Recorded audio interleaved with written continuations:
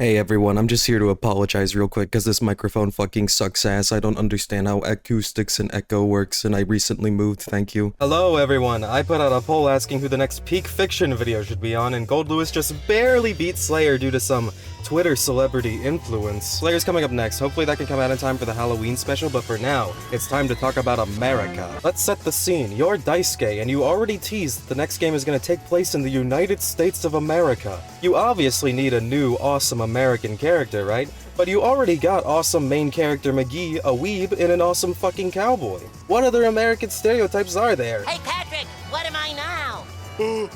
Stupid? No, I'm Texas. What's the difference?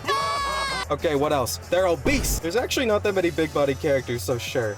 Guns. Yeah, okay, he's gotta have a big-ass gun, but we're thinking too surface level. We gotta find some more specific Americana.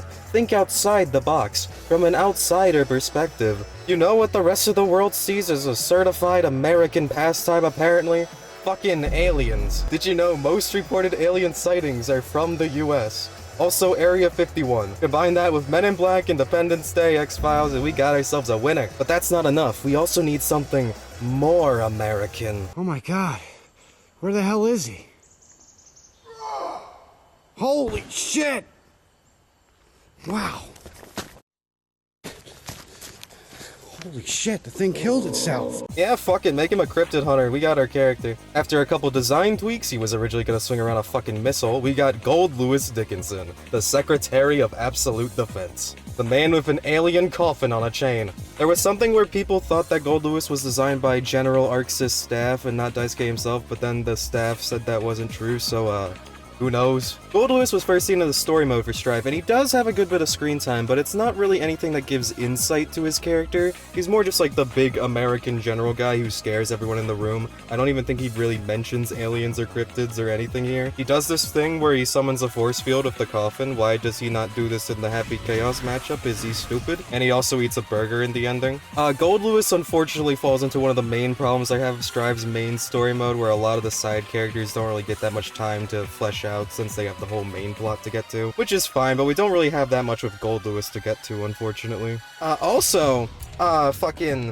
This is Erica Bartholomew, who was canonically the first female president of the United States. I am very curious to see if they're gonna retcon this or not, if a certain person whose name rhymes with Kamala Harris wins in like a month. Who knows? Let's go through Goldlewis's GG World page. Height 7 feet, weight 566 pounds. God bless America. Likes cherry pie, yup, that's American. Miles Davis records, that man was American, and I also have to imagine he has to get them out of the Library of Congress. Hobbies, searching for cryptids. Now, everywhere else in the game, this is translated as UMA, or Unidentified Mysterious Animal, which is the Japanese term for cryptids. Why it is only translated as cryptid here and nowhere else, I don't know, but I feel it might have something to do with the fact that the English Goldlewis voice actor shouts UMA really well.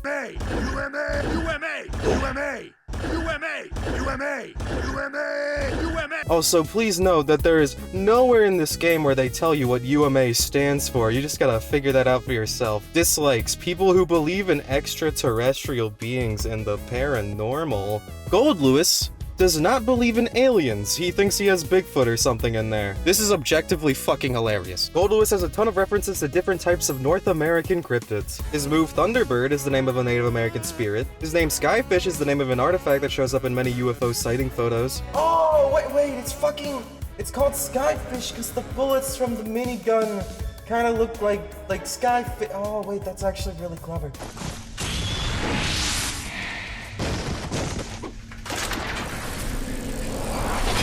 Chupacabra! Chupacabra, a creature from Mexico and Latin America who drinks goat blood. Its name in Spanish is literally just goat sucker. Mothman!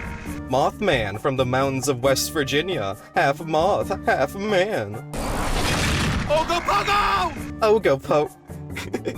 Ogopogo, an adorably named sea monster in British Columbia, Canada. Aw, look at that little guy, Ogopogo. I don't think there's anything particular Behemoth Typhoon is named after. If I had to stretch and guess, then it's maybe like hurricanes That's pretty American. This one's probably full original, though. It's pretty accepted that Goldlewis's main musical inspiration, remember this is Guilty Gear, the connections don't run particularly deep most of the time, is System of a Down. For one, is Super Down with the System, that's just the band backwards. And then Secretary of Absolute Defense. Take those initials and boom. Don't take that as law. Daisuke could come out tomorrow and say he's based on Wheeler Walker Jr. and we all just have to accept that, but hey, that's good enough for me. His other super burn it down, though. Okay, so, let me just complain about wikis again. So for a lot of pages on the new Guilty Gear wiki, I haven't been fully cleaned up of the fandom trash yet. The wiki says that Burn It Down might be a reference to the Linkin Park song or the Avenged Sevenfold song. The fact that it mentions 2 should already set off a red flag. Do you know how many things are named Burn It Down? Let's just search on Spotify the phrase Burn It Down. We got the Linkin Park song and the Avenged Sevenfold song. Oh, but look at that, there's AWOL Nation, a whole album by Trey Anastasio, and Parker McCollum, and Daughter, and fucking Boy Harsher.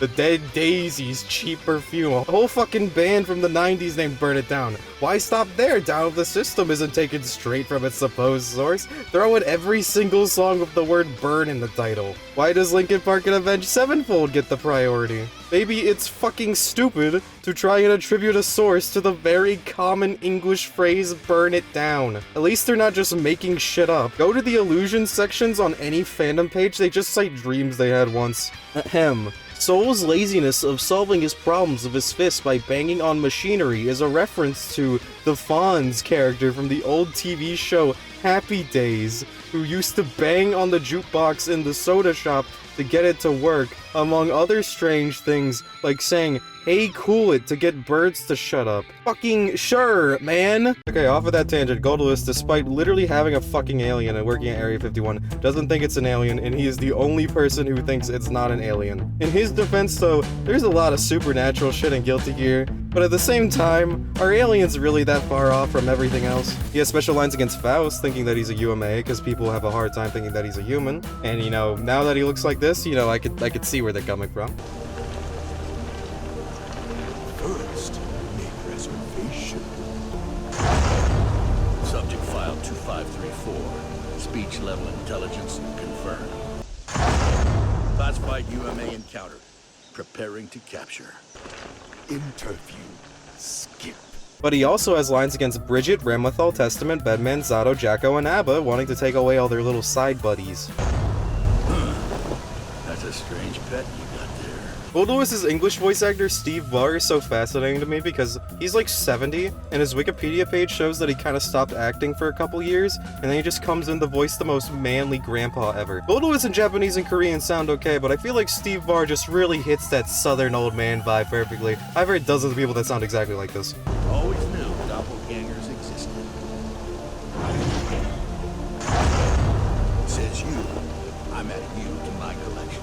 And that's not the only unique thing they did for Goldlewis. One of the big complaints for Strive is that they don't have unique win quotes for every matchup, and that's true. However, Goldlewis is the only character that everyone has unique lose quotes for. When Goldlewis wins a match, he gets a call on the phone, and then the aliens abduct the loser, and then Goldlewis is just confused about the whole thing. They even leave a little crop circle on the ground. Every single character has 3 unique lines for this, and every single character voice line compilation I can find on YouTube has one, or they just skip them entirely. And I'm really fucking tired of it. The same thing always happens to Heavenly Potemkin Buster 2. They just don't fucking include them. I just think they don't know. So I decided to learn how to rip the game files, and I transcribed all of them, which you can see on the Guilty Gear wiki, and then to get the bag, I turned them all into shorts. So if you want to see them for your favorite character, go to the shorts and you'll find them. Here is a collection of my favorites with a bit of an explanation for some of them. It's all on the table, huh? I knew they existed! That looks familiar. It all feels oddly nostalgic. All my memories. Hi, so Amelia, at least in the older games, had a thing where they would put alien Easter eggs in her stages. There's barely any good images or videos of these online for some reason, but Plus R literally has an achievement for viewing the Easter egg. In Plus R, they added another one on Axel's stage where this guy will be painting an alien instead of the normal painting. But I guess historically, this is Amelia's Easter egg. So it's you. So that's where you were. I looked everywhere for you. I don't got anything for this one. This isn't a reference to a pre-existing thing. Zato just really likes aliens. So the US has captured them too. Am I naked? You shine too bright. Don't abstain. Take me with you. I'd like to... You'll catch a cold in that outfit. On planet Earth, we wear clothes. I knew the pictures couldn't do it justice. If I win, can I take him home? What is this, 1947? The 1947 thing is a reference to the Roswell incident, which is a thing where a balloon crashed in New Mexico, and it kind of became one of the first big UFO conspiracy theories. Oh, a UMA! Stop! I am your ally. Take me to the land of UMA! Huh? I expect a tentacle. Finally come for me, huh? How shiny. Take my money. Just let me go. I knew the old man was low. You gotta head to Natsumami while you're on. I have asked literally dozens of people what Sin is saying here, and nobody can agree on it. I think this is the best one, but if you can figure out something else, then go ahead, add to the pile.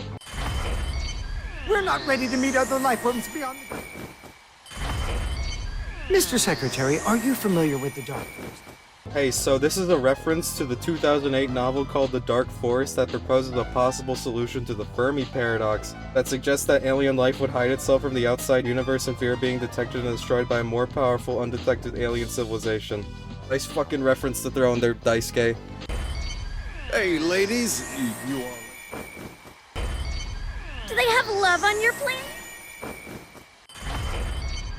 Don't touch Paracelsus! Space vampire. I'd like to request a bite. This could make for a lovely day. Alright, that's basically everything I could comment on that's not actual gameplay, so I'm gonna pass it off to the guy that rigged the Twitter poll for this episode, fellow YouTuber and Twitter man, Golira. Okay, so, this was where Golira was supposed to be. We agreed to everything, scripted everything, and it was all going good, right? And then it came time to record the lines, and both of us just, forgot up to that point that Gorilla's mic just fucking sucks ass. Like, more than the shitty-ass audio you're hearing right now, because sorry about that. I'm just gonna take over his script. You are very lucky that I did not subject you to 8 minutes of... Alright, so gameplay. I should preface this with... He said I could still exploit his name for views though, so sorry about that. Now, let's finish this. Gameplay. The best way you can describe Goldlewis's gameplay is fuck you damage. You'd be playing against him and things would be fun, and then, oh look at that, you're fucking dead. But actually getting into the technicalities of it, Goldlewis is a big body archetype with insane offense, but mad defense. He also has no double jump and a big body's mobility, so you're most likely going to be playing the waiting man's game a lot of the time. Going into specials, Behemoth Typhoon is Goldlewis's main shtick. It's a special move that has 8 different unique versions, each with their own uses. Oh, and they're all half circles. If you're playing on keyboard, then sorry. 4-2-6, really good combo tool, wall bounces into insane damage, and it's pretty good in block strings because of its range. 6-2-4, fast startup combos from pretty much anything, pretty alright, but its older brother 6-8-4 is better. 268, pretty good launcher, great range and startup, disjointed hitbox, insanely good corner pressure tool, and if you get a counter hit, then enjoy the windscreen. 248, an important part of Goldlewis's kit, combo extender and a neat side switcher. 684, the older brother of 624, has the same frame data but better Oki. Big downside of it though is that it has a dead zone at point blank range, so be careful throwing it out. 486, the lobotomy machine, slow overhead with plus frames. Also, it's the only Behemoth Typhoon with forward momentum. The range is noticeably shorter compared to other Behemoth Typhoons though.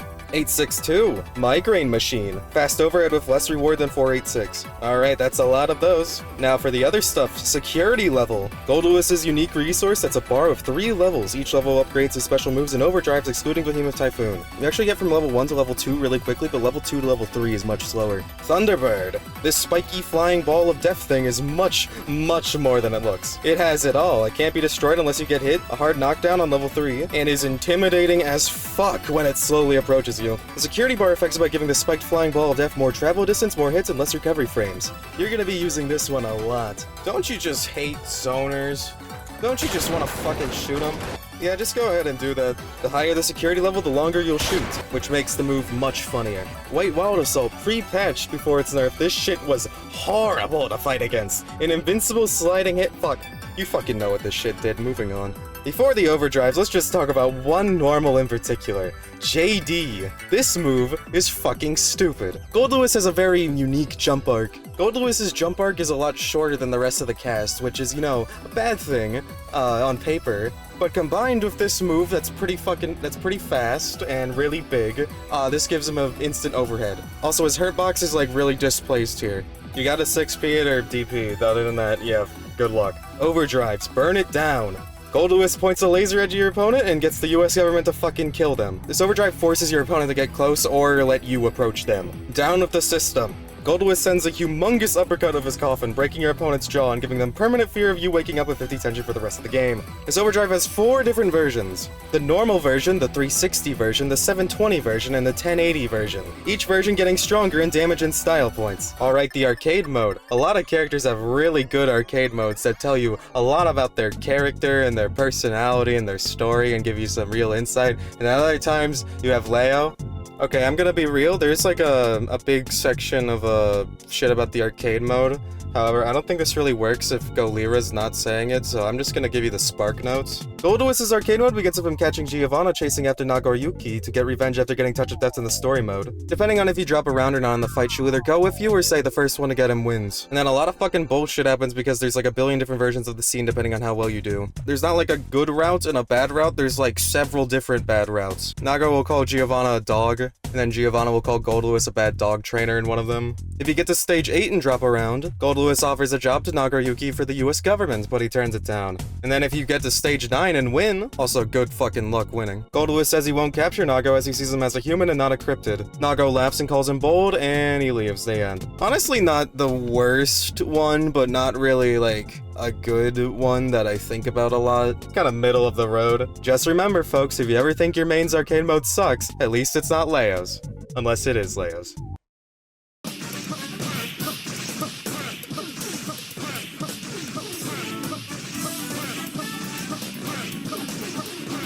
Oh shit! Yeah, thank you, Golira. Go subscribe to him. So that's everything Goldlewis related. I hope we can get more of him. He's definitely a character they really went all out for. I hope he gets some usage, whatever that may be. But yeah, for now, that's all. Enjoy Dizzy if she's out yet. If you want to help support videos like this, subscribe and all that, but if you're feeling extra generous, my Ko-Fi page is the best way to help me get more videos like this out. I'm gonna try and maybe see if I can get a Slayer episode out for Halloween, but probably not. Have fun.